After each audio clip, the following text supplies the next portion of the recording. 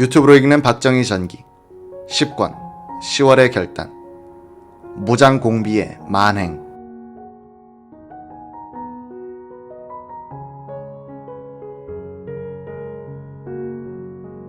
1968년 11월 1일자 조선일보 사회면에는 무장공비들이 최초로 점령했던 마을의 이야기가 소개됐다. 새벽잠의 고요한 마을에 잔인한 기습 만행이란 제목의 기사 일부를 인용한다.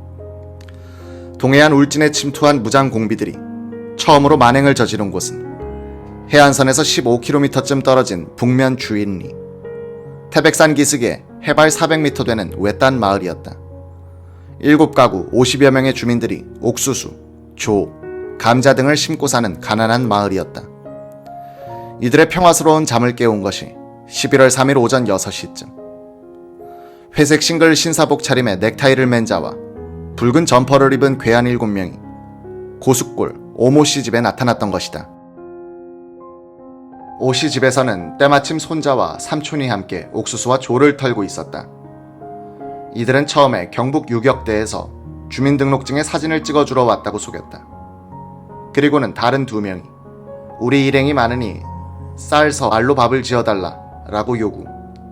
방에서 기어나온 오노인이 우리 집엔 쌀은 없고 조뿐이라고 대답하자 그것으로라도 모두 밥을 지어달라고 다그쳤다. 오노인의 딸이 부엌에서 조밥을 짓는 동안 공비들은 약품을 섞지 않나 하고 감시하고 있었다. 그때 카메라를 맨 공비가 오씨 집안 식구들의 사진을 찍었으며 다른 5명의 공비들이 불황민 50여 명을 끌고 왔다. 모두 다발총, 기관단총, 권총 등으로 무장하고 수류탄은 몸에 2줄로 두르고 있었다. 이때 산 주위에는 약 20명의 공비들이 마을을 포위, 망을 보고 있었다. 끌려온 주민 중에는 아랫마을에서 달걀을 사러 왔던 행상인 진모 여인도 끼어 있었다. 그의 남편은 송곳봉 너머에 있는 광산의 최강부. 공비들은 마을 사람들의 사진을 찍은 후 이른바 사상교육을 시작했다. 북괴 김일성의 사진이 들어있는 불온서적을 나눠주고 그쪽 노래를 불러주며 이북의 발전상도 선전했다. 그들은 100원짜리 위조 지폐를 손에 잡히는 대로 꺼내 한 사람에게 5,000원에서 10,000원까지 마을 사람들에게 나눠주면서 이 돈은 이 지방에서 쓰지 말고 멀리 나가 헌돈과 섞어 쓰라고 돈 쓰는 방법까지 일러줬다. 공비들은 우리 유격대에 가입하여 남북 통일에 적극 협력하라고 얼러대면서 인쇄된 유격대 지원 청원서를 꺼내놓고 서명을 강요했다. 맨 먼저 반장 김씨에게 가입 여부를 물었다.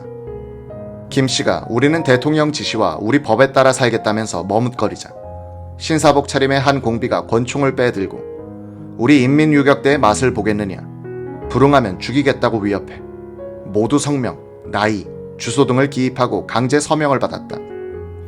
그를 모르는 사람들은 지장을 찍게 했다. 오전 10시쯤 송곳봉 좌측 등성에서 한 발의 총성이 났다. 잠시 후 전병두 씨가 붙들려 왔다. 전 씨는 지난 10월 23일 선친의 제사를 지내러 이곳에 왔다가 아내 김여인과 이남일녀의 자녀들을 먼저 보낸 다음 이곳 광산서 일하는 처남을 만나보고 혼자 마을로 내려오던 길이었다. 공비들은 전 씨가 이 마을 사람이 아닌 것을 알자 연락원으로 경찰에 신고하고 오는 것으로 판단, 밧줄로 2손을 묶었다. 공비들은 허겁지겁 조밥을 먹고 나머지를 비닐봉지와 와이셔츠에 싼 다음 전 씨와 반장 김 씨, 주모 씨 등 주민 9명을 포승에 묶어 납치, 매봉산 쪽으로 달아났다.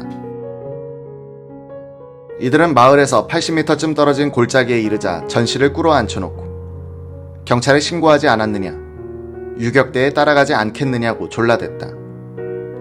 전 씨가 공비와의 합류를 원치 않는 듯 머뭇거리자 이놈은 사상이 불온하다, 아무리 봐도 수상하다고 캐물었다. 전 씨가 해병대 출신임을 한 공비들은 이놈은 안 되겠다, 비협조적인 놈은 본때를 보여줘야 한다면서 대검을 꺼내 납치된 불황민이 보는 앞에서 마구 찔러 죽였다.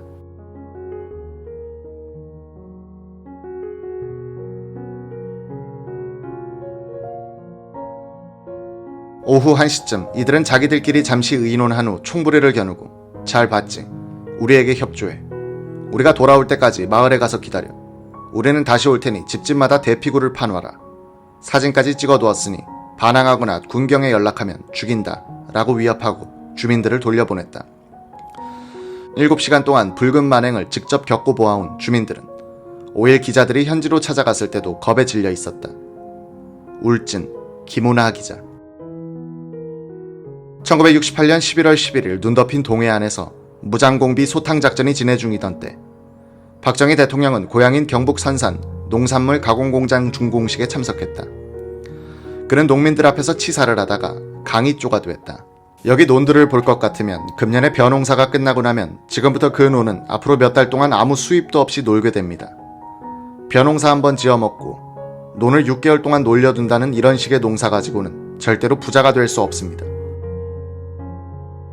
박 대통령은 그해 121 사태, 즉 북한 124군 특공대에 의한 청와대 기습 사건 때보다는 여유를 갖고 울진 삼척 무장공비 침투 사건에 대처할 수 있었다.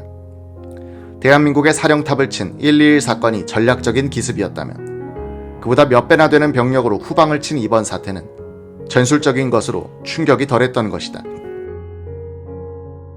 박 대통령은 선산 양송이 공장 준공식에 참석한 길에 상몰이 생가에도 들렀다. 맏형 동희 씨는 병석에 있었다. 이에 앞서 선영에 참배한 박정희는 한자로 되어 있는 비문을 한글로 고쳐가지고 올라오라고 친척에게 지시했다. 이 무렵 박 대통령은 한글 전용화 정책에 집념을 쏟고 있었다. 박 대통령은 1968년 11월 30일 수출의 날 치사에서 동해 무장공비 사건에 대해 언급하면서 김일성의 실패를 예언한다. 김일성이가 가지고 있는 정도의 무력을 가지고 대한민국을 전복하고 그들이 노리는 적화통일을 하기에는 벌써 시기가 지났습니다. 그동안 대한민국의 국력이 너무 커져버렸고 대한민국의 국방군이 너무나 강대해졌고 우리 대한민국 국민들의 정신무장이 너무 단단해졌기 때문입니다. 전면 전쟁을 도발해서 그야말로 대한민국을 그들이 생각하는 것처럼 뒤집어 엎느니보다 전쟁 행위를 중지하고 경제 건설을 많이 하고 수출을 많이 해서 북한 동포들이 좀 더 잘 살 수 있는 터전을 마련해 나가는 것이 현명한 길이지.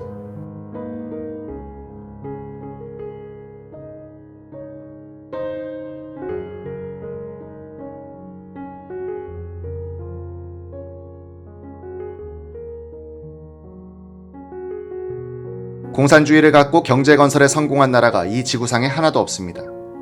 초기에는 민주주의보다도 조금 더 성적을 올리는 그런 사례가 있기는 하지만 설령 김일성이가 경제건설에 치중을 해서 성공을 했다 하더라도 북한 괴뢰 집단에 큰 문제점이 남는 겁니다. 북한의 경제가 성장이 되고 수출이 많이 늘고 북한의 동포들의 생활 수준이 올라가고 번영을 누리게 되고 만약 이렇게 됐다면 그 외에 무슨 문제가 또 생기느냐 하면 북한 동포들 머릿속에 또 하나의 욕구 불만이 생길 겁니다. 그것은 무엇이냐 하면 좀 더 자유롭게 잘 살아보겠다는 욕구입니다. 이것은 공산주의가 가장 두려워하는 겁니다. 이날 박 대통령은 금년에 5억 달러 수출 목표 달성이 확실히 보이게 됐고 내년에는 7억 달러, 내후년 1970년에 가서는 10억 달러 목표를 달성하려고 우리는 노력하고 있다고 자랑했다.